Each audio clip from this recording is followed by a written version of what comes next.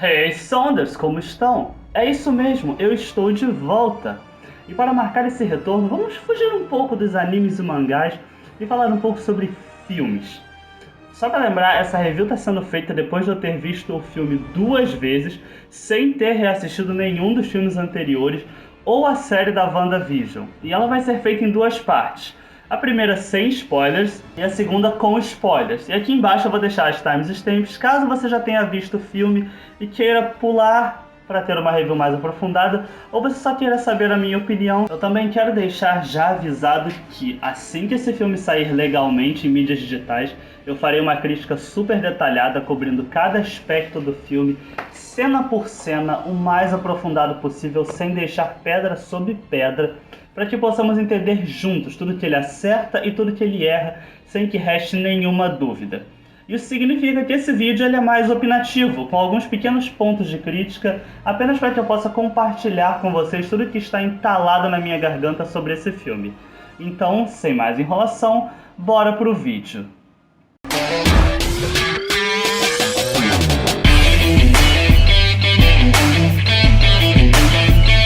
Especificamente hoje, vamos estar falando sobre o recém-lançado filme do meu herói favorito do universo cinematográfico Marvel. E bom, pelo título eu acho que já é meio óbvio que eu não saí da sessão completamente satisfeito, né? Bom, se você ainda não viu o filme, eu não vou estragar a sua experiência, mas alguns avisos são necessários. Primeiro, faça questão de ter assistido ou estar bem familiarizado com os eventos de WandaVision, já que o contexto da série é bem importante para o filme, muito mais do que a gente imagina. Segundo, se você ficou super empolgado com os trailers e as teorias, esqueça completamente. Infelizmente a gente entra de novo naquela situação onde os trailers vendem um filme bem diferente do que ele realmente é, e as teorias falam demais, te criando uma expectativa que não existe. Mas com os avisos dados, vamos falar das coisas boas primeiro. O filme realmente é visualmente lindo. Efeitos especiais muito criativos e bem implementados, consequências realmente inspiradas, principalmente no terror, cortesia da direção do Sam Raimi, é claro, entregando sequências bem mais brutais e horrorizantes do que já vimos até agora. Tudo claro, de certo modo, bem calmo, considerando que o filme ainda precisa ter uma classificação indicativa baixa, mas nada que o impeça de tentar ir um pouco além. As referências ao terror, já que entramos no assunto, também foram muito bem executadas e deram ao filme um tempero a mais, brincando um pouco entre os gêneros.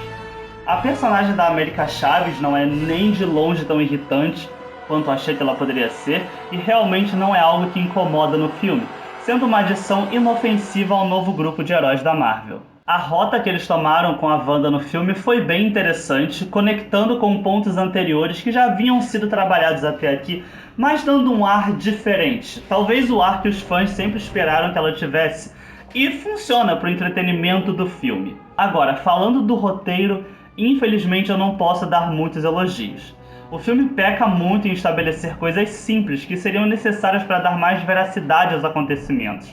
Uma falta de detalhes que, apesar de parecerem mínimos, são relevantes e muito impactantes. Também temos uma seção inteira do filme que poderia facilmente ser removida para trazer algo melhor, que aprofundasse mais alguns personagens e amarrasse melhor as pontas soltas, que foram trazidas do nada e não parecem tão relevantes. As lutas, apesar de visualmente belas, não são tão criativas quanto o título nos faria acreditar ser. São monótonas e sem peso, o que não é completamente um detrimento, mas realmente incomoda no total das coisas. Em suma, se você ainda não viu o filme, é uma viagem divertida, interessante, cheia de referências ao universo do terror, especialmente do Sam Raimi, empolgante no começo, parado no meio e com um final que fica entre os dois. Com certeza uma das melhores coisas que a Marvel lançou nessa nova fase, junto de Sem Volta Pra Casa, não que ela tenha lançado muitas coisas impressionantes mesmo. É uma viagem que vale a pena, apesar dos vários problemas estruturais, principalmente se você já for fã de alguns dos personagens apresentados, assim como eu. Bom, vamos lá. Como eu falei anteriormente, sim, o filme é divertido, ele é gostável e eu, particularmente, tive uma boa experiência e gostei dele. Porém, infelizmente, o roteiro é fraquíssimo, cheio de conceitos interessantes, mas pessimamente executados. O filme é cheio de pequenas inconsistências, coisas mal exploradas, mal explicadas e um trabalho de personagem que isoladamente seria bom, mas como parte de um universo maior e continuação dos filmes e séries anteriores dos personagens, e até mesmo pro filme, não funciona. Então vamos devagar por cada ponto. Antes de mais nada, eu quero deixar bem claro que eu entendo todos que saíram desse filme frustrados porque se sentiram enganados. Claro, parte disso é culpa de todas as teorias malucas que ficaram sendo feitas em torno do filme e parte também expectativa pessoal exagerada do próprio público. Porém, os trailers sim mentiram sobre o filme. Eu só assisti os trailers desse filme, com exceção do primeiro de todos, depois de já ter visto no cinema. E eles vendem um filme onde o Doutor Estranho vai ter que lidar com as consequências causadas pelo feitiço dele no filme do Homem-Aranha, talvez se aliando com a Wanda ao longo da jornada, tendo que lidar com uma versão alternativa de si mesmo, enquanto que o filme de verdade é bem diferente disso. Esse é um tipo de marketing péssimo e é perfeitamente justificável se sentir frustrado de ir ao cinema e não ver o filme que venderam para você, mas sim uma versão similar dele. Fora desse quesito, um dos maiores problemas do filme são os arcos dos personagens, principalmente do Doutor Estranho, na minha humilde opinião. O filme joga ele nessa questão filosófica sobre ser feliz e força essa ideia de será que você fez a escolha certa contra o Thanos? E bom, não, ele não fez. Qualquer um que entenda de roteiro sabe que tinham dezenas de maneiras diferentes de eles derrotarem o Thanos, em que eles obtivessem todas as joias, sem morrer. Porém, no contexto dos filmes, e para esse filme também, a decisão tomada por ele foi sim a melhor, já que naquele momento foi a que deu a eles a chance de vencer. O filme usa isso como um dos exemplos de como o Doutor Estranho sempre precisa estar no controle de tudo, porém o único lugar onde vemos essa atitude é no primeiro filme dele.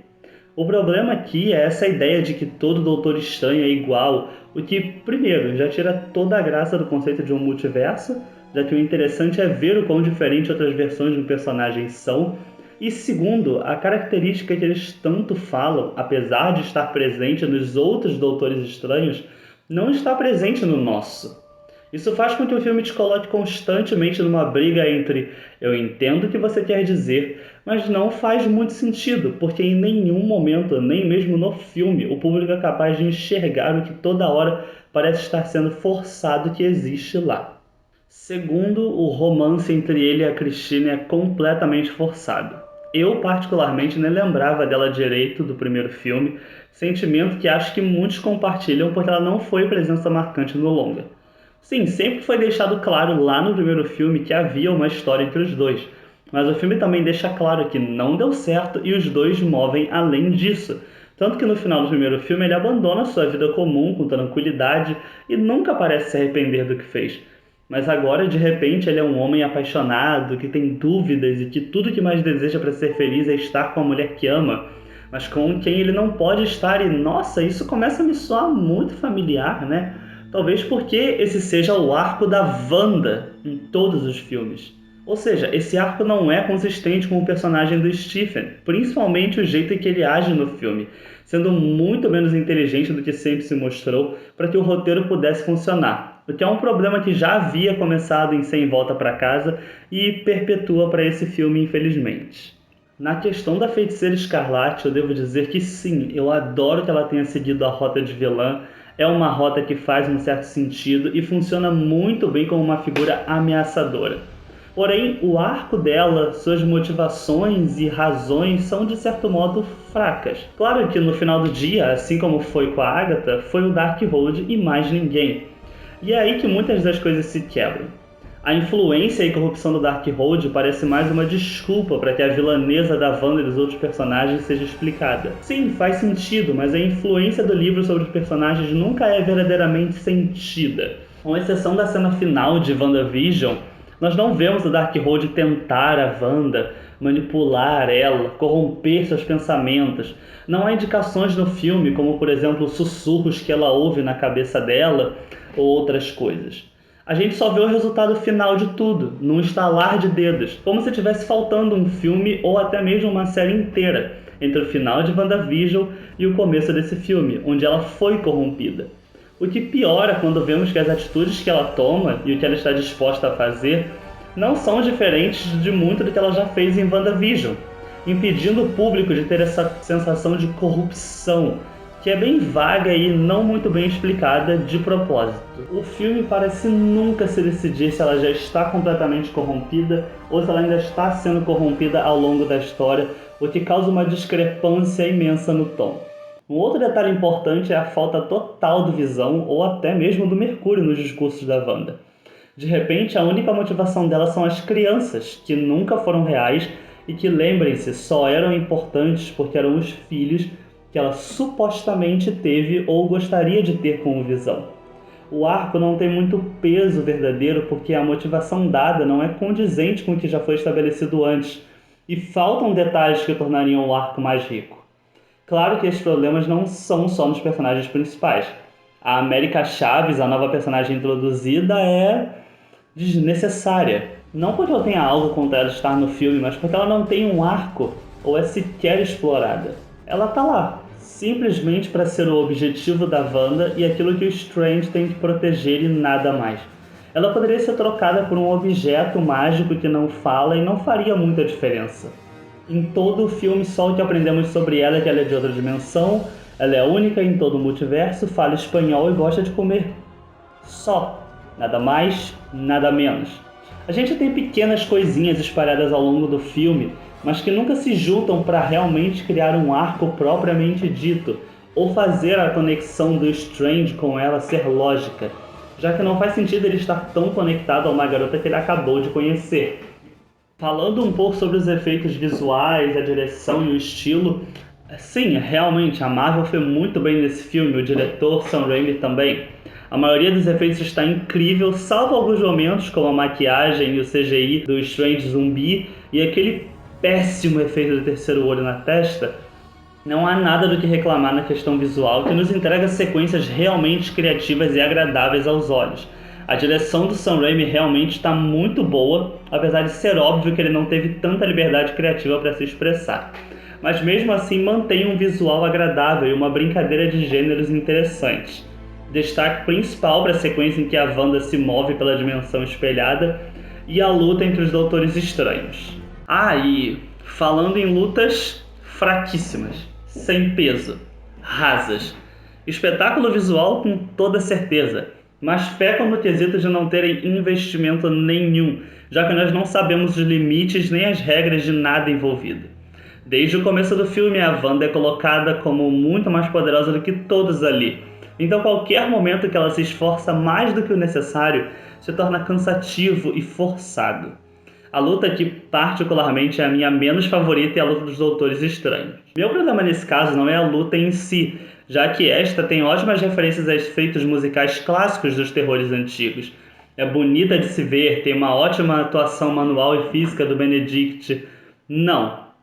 Meu problema é a falta de criatividade, peso e coerência da luta em si. Em nenhum momento essa luta passa o clima de perigo, tensão e magnitude dramática que a atmosfera construiu até ali. Já que o Stephen, que supostamente é uma versão maligna, superpoderosa, não mostra nenhum tipo de feitiço ou magia mais interessante. O nome do filme é Multiverso da Loucura e não tem nada de louco na sequência. Nem mesmo alguns feitiços diferentes e criativos que o Strange usa no começo do filme aparecem aqui. Eu recentemente assisti o novo filme de Animais Fantásticos e Onde Habita Alguém que ainda se importe com essa franquia, e a sequência da luta do Dumbledore contra o Ezra Miller mostra muito mais criatividade cênica e mágica do que a desse filme. É rasa, simples, e de novo, a luta dos Stranges é mais parecida com uma luta de dois Lanternas Verdes que acabaram de ganhar os anéis e estão aprendendo a usá-lo corretamente. Em questão de ritmo, o filme é meio bagunçado e desacelerante. Depois de ir ao cinema, eu descobri que esse filme sofreu várias refilmagens e eu te digo, dá pra perceber muito bem. O filme começa num ritmo muito bom, equilibrando bem correria com calmaria para estabelecer nossa mente na ideia da história, mas de repente ele se torna maçante e lento. Culpa também da sequência desnecessária dos Illuminati, que foram cameos sem razão nenhuma no filme, servindo apenas para atrapalhar o Strange desnecessariamente, fazer os fãs gritarem e bater palma no cinema, mostrar o quanto a Feiticeira Escarlate é overpower e desacelerar o filme por alguns minutos, ao invés de dar cenas interessantes para desenvolver melhor o Stephen, a América Chaves ou, como já mencionado, a corrupção do Darkhold na Wanda. Mas eu não quero me estender muito nessa cena porque ela infelizmente não é muito relevante e eu vou me aprofundar mais nela no outro vídeo. Depois disso, o filme volta ao ritmo rápido de antes, dessa vez muito mais artificial, como se estivesse correndo para acabar depois de ter desperdiçado tanto nosso tempo.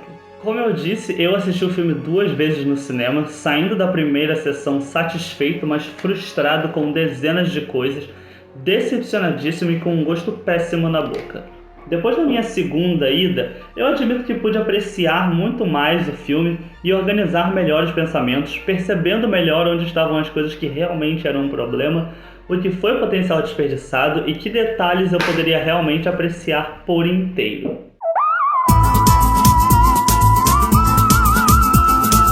Por fim, Doutor Estranho no Multiverso da Loucura é um filme divertido, interessante, com boa direção, bons efeitos especiais, mas com um roteiro frágil, mal trabalhado, um ritmo caótico. Basicamente uma grande bagunça amável, um caos divertido, um grande problema que você não consegue odiar, que passa uma sensação de terceiro filme, como se tivesse um outro filme inteiro faltando que conectaria tanto a série quanto os filmes anteriores e nos prepararia de verdade para essa aventura.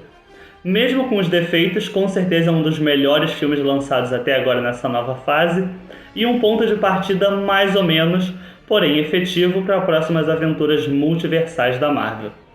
Por hoje é só, uma ótima semana para todos, Saunders no Mi, desligando.